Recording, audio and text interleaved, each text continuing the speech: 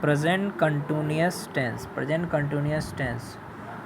Continuous tense में क्या होता है कि ये वाक्य बतलाते हैं कि कार्य अभी पूर्ण नहीं हुआ है बल्कि हो रहा है। जो भी काम है वो पूरा नहीं हुआ है, अभी हो रहा है। ओके, तो उसको हम कौन सा टेंस कहते हैं? Present continuous tense. हिंदी के इन वाक्यों के अंत में रहा है, रहा हूँ, रही है, रही हूँ, रहे है, रहे हो या रहे हैं आता है।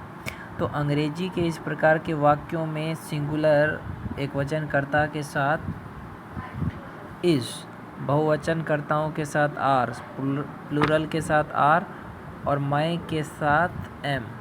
एम किसके साथ लगता है? आई के साथ एम लगता है। ओके, ये याद रखिएगा।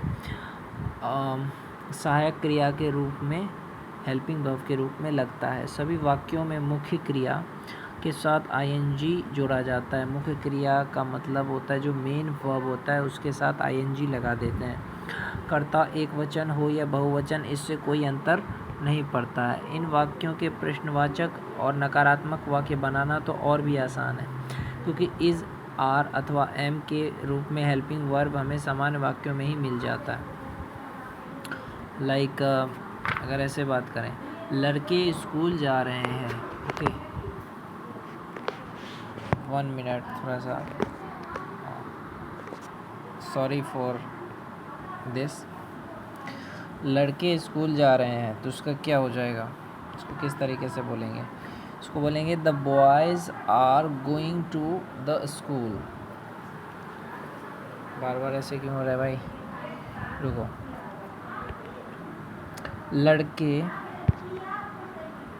लड़के स्कूल जा रहे हैं। The boys are going to the school. The boys,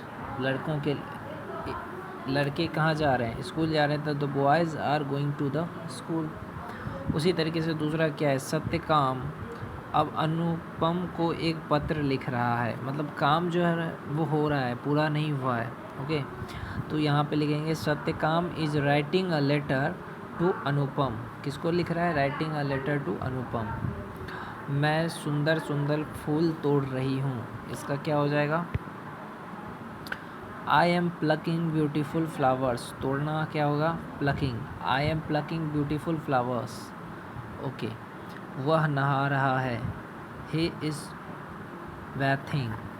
क्या? नहाना को क्या कहते हैं? बैथ। तो मेन वर्ब के साथ आईएनजी लग गया ना। He is bathing. लड़कियां एक धार्मिक गीत गा रही है। The girls are singing a religious song. The girls, जो लड़कियां हैं, are singing a religious song. क्या कोई दरवाज़ा खटखटा रहा है? देखिए, इसलिए मैं कहता हूँ स्पोकन में टेंस का यूज़ कितना हो रहा है। ये तो आप आम बोलचाल में भी बोलते हैं कि क्या कोई दरवाज़ा खटखटा रहा है, तो उसको क्या बोलोगे आप? Is somebody knocking at the door. बोलिए मेरे साथ, is somebody knocking at the door. इसको थोड़ा और डिटेल में बताऊँ। Is somebody knocking at the door, कोई दरवाज़ा खटखटा रहा है। ओके, क्या कोई दरवाज़ा खटखटा रहा है, तो इज़ लग जाएगा। Is somebody knocking at the door. Okay,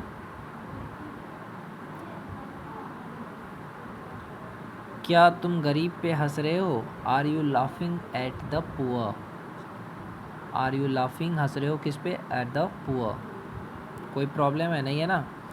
क्या नेहा अपना काम सफाई से कर रही है? Is Neha doing her work neatly. Is Neha, जो है लड़की है, डूइंग हर वर्क नीटली। क्या आप आज शिमला जा रहे हैं? Are you going to Shimla today. कितना अच्छा है। स्पोकन में टेंस का यूज़ बहुत ज़्यादा होता है। अब देखिए, ध्यान से देखिए। उसके बाद एक और टेंस है जो मैं आपको बताऊंगा। क्या लिखा हुआ है? क्या आप आज शिमला जा रहे हैं? Are you going to Shimla today. क्या वे सोमवार को फुटबॉल खेलने जा रहे हैं?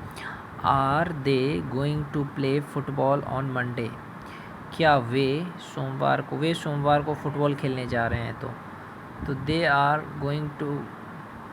दे going to play football on Monday.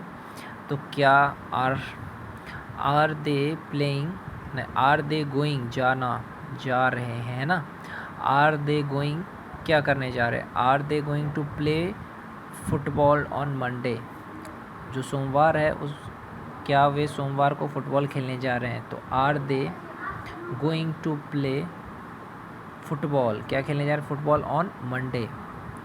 तो फिर से इसको प्रैक्टिस करिए, क्या वे सोमवार को फुटबॉल खेलने जा रहे हैं। Are they going to play football on Monday. They going, जाना, मतलब are they going to play football on the Monday, on the नहीं, ऑन मंडे। इस तरीके से जो आपको लगता है कि नहीं मैं नहीं बोल सकता हूँ, तो उसको बार बार प्रैक्टिस करिए। तुम अगले महीने इंग्लैंड नहीं जा रहे हो। You are not going to England next month. तुम अगले महीने, नेक्स्ट मंथ, इंग्लैंड नहीं जा रहे हो। यू आर नॉट गोइंग, नहीं जा रहे हो कहाँ, you are not going to England next month. मैं आजकल शेक्सपियर की लिखी हुई किताबें नहीं पढ़ रहा हूँ।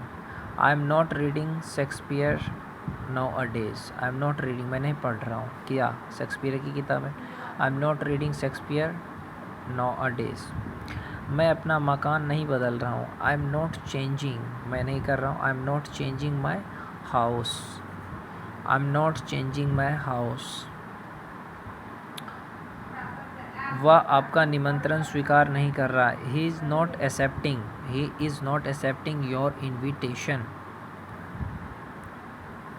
रमेश अगले महीने नहीं आ रहा है। Ramesh is not coming, Ramesh नहीं आ रहा है कब, नेक्स्ट मंथ। याद इस तरह से करते हैं, समझे। रमेश इज़ नॉट कमिंग कब, नेक्स्ट मंथ। क्या कोई दरवाज़ा नहीं खटखटा रहा है। पहले मैंने इससे क्या कहा था, क्या कोई दरवाज़ा खटखटा रहा है, तो क्या कोई दरवाज़ा नहीं खटका रहा है। Is not somebody knocking at the door. Is not somebody knocking at the door, क्या कोई दरवाज़ा नहीं खटखटा रहा है। ऐसे पूछते हैं ना हम, क्या कोई दरवाज़ा नहीं खटका रहा है, क्या कोई दरवाज़ा खटका रहा है। Is somebody knocking at the door. Is not somebody knocking at the door. क्या आप अपना मकान नहीं बदल रहे हैं। Are you not changing your house. Are you not, नहीं कर रहे हैं, अपना मकान नहीं बदल रहे हैं। Are you not changing your house. Are you changing your house, are you not changing your house. Okay, तो ये जितना कुछ स्पोकन में अभी देखा है, कौन से टेंस में, प्रेजेंट कंटिन्यूअस टेंस में। ओके, तो उपयुक्त 17 वाक्य में पहले 5 वाक्य क्या है, सकारात्मक है। जो ये 5 वाक्य वो सकारात्मक है, और इनके हेल्पिंग वर्ब को प्रारंभ में लगाकर आप उन्हें प्रश्नवाचक वाक्य का रूप दे सकते हैं। तो हेल्पिंग वर्ब और मुख्य वर्ब के बीच में नोट लगा देने पे क्या हो जाता है, नकारात्मक वाक्य हो जाता है। और 6 से 10 नंबर तक 5 वाक्य प्रश्नवाचक है, 6 से लेके 10 तक प्रश्नवाचक है, और 11 से लेके 17 तक जो है वो कैसे वाक्य है, नकारात्मक है ना।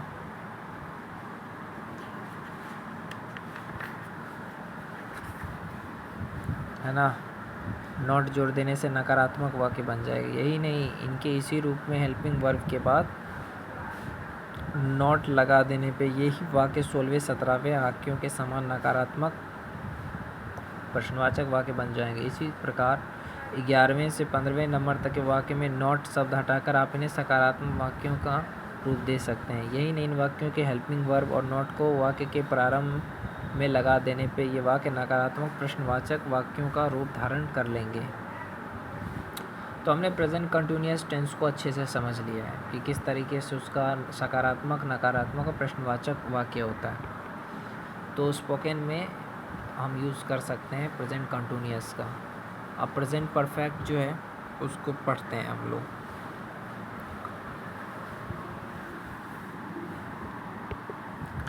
प्रेजेंट परफेक्ट, यह वाक्य बतलाते हैं कि कार्य अभी पूर्ण या समाप्त हुआ है। हिंदी के इस वाक्य के अधिकांश वाक्यों के अंत में चुका है, चुकी है, चुके हो, चुकी हो, ये चुके हैं जैसे शब्द लगे होते हैं। हिंदी के कुछ वाक्यों में यद्यपि चुका शब्द का प्रयोग नहीं होता, परंतु उनका अभिप्राय यही होता है कि वह कार्य पूर्ण हो चुका है। अंग्रेजी के इस प्रकार के वाक्यों में सहायक क्रिया के रूप में एक वचनकर्ता के साथ हैज़ का प्रयोग किया जाता है, तो आई, यू और बहुवचनकर्ताओं के साथ हैव का। इस प्रकार के सभी वाक्यों में हैव या हैज़ के साथ मुख्य क्रिया की थर्ड फॉर्म ऑफ वर्ब का प्रयोग किया जाता है। जैसे श्रीमती कपूर हमें पढ़ा चुकी है, मिसेस कपूर हैज़ टॉट अस। पढ़ा चुकी है मतलब काम जो है वो हो चुका है, तो हैज़ लग जाएगा इसमें। आई के साथ हैव लगेगा, यू के साथ हैव लगेगा। Mrs Kapoor has taught us, हमने अपना पाठ याद कर लिया है। We have learn our lesson, we have learned our lessons. मेरे पास जितना धन था उसे मैंने खर्च कर दिया है। I have spend all the money I had. था, अगर था है तो हैड लग जाएगा। I have spend all the money, sir I have spend all the money I had. तुमने खिड़की अभी खोली है, you have just opened the window. गाड़ी अभी पहुंची है अर्थात गाड़ी आ चुकी है। The train has just arrived. Train जो है अभी पहुंची है, तो क्या बोलोगे? The train has just arrived. छात्र कॉलेज से लौटकर नहीं आए हैं। The students have not returned. ये भी याद रखना, इसमें वर्ब का तीसरा फॉर्म लगाना है। The student have not return from the college. कहाँ से? The student have not return the college from, नहीं, student have not return from the college. The student have लगाओगे, have not return from the college. कहाँ से? Return from the college. मेरे माता जी पहले से बाहर नहीं गई हुई है। My mother has already gone out. मेरे माता जी पहले से बाहर नहीं गई हुई है। My mother has not already gone out. Already gone out, go, gone, go, went, gone. Has not already gone out. My mother has already gone out. Okay, हमने पहले से यह फिल्म नहीं देखी हुई है। We have not already seen this film. We के साथ have not already seen this film. See saw seen. We have not, हमने नहीं देखी। We have not already seen this film. We have not already seen this film. उन्होंने नाश्ता अभी समाप्त नहीं किया है। They have not yet, they have जो है not yet finish their breakfast. They have not नहीं किया, येट अभी, finish their breakfast. They have not yet अभी finish their breakfast. They have not yet finish their breakfast. I have not cut my finger while shaving. Shave करते हुए मेरी उंगली नहीं कटी है। आई हैव नॉट कट, मैंने नहीं कटी है। I have not cut my finger. I have not cut my finger while shaving. Okay, क्या उसने कभी जगन्नाथपुरी देखी है? Has she ever seen Jagannathpuri. Has लगेगा सी के साथ। Has she ever seen Jagannathpuri. Has she ever seen Jagannathpuri. Has she ever seen, जो भी हो। क्या तुम नौकरी के लिए आवेदन दे चुके हो? Have you applied for the job. Have you applied for the job. Okay, has Sanjay bought the books. क्या संजय पुस्तकें खरीद चुका है? Has Sanjay bought books, bought the books. क्या आप अभी तक बंगलोर नहीं गए? Have you not gone to Bangalore yet. Have you not gone, जाना। Have you not gone to, कहाँ? Have you not gone to Bangalore yet. तो प्रेजेंट परफेक्ट जो है वो भी मैंने आज आप सबको पूरा करा दिया। अब हम करेंगे प्रेजेंट परफेक्ट कंटिन्यूअस। तो इसमें कुछ देख लेते हैं। उपयुक्त वाक्य में पहले 5 सकारात्मक वाक्य है, जबकि 6 से 10 नंबर का वाक्य नकारात्मक है। 11 से देखिए, पहले 5 वाक्य जो 1 2 3 4 5, ये जो पहले का 5 वाक्य है ना, वो किस तरह का है, सकारात्मक है। और 6 से 10 नंबर का वाक्य जो है, 6 से 10 नंबर नकारात्मक है। और 11 से 14 नंबर का जो वाक्य है प्रश्नवाचक है। अंतिम वाक्य नकारात्मक प्रश्नवाचक वाक्य है। प्रेजेंट कंटिन्यूअस टेंस के वाक्य समान ही इनकी सहायक क्रिया हैव अथवा हैज़ का स्थान बदलकर और नॉट हटाकर अथवा लगाकर इनका भी रूप परिवर्तित किया जा सकता है।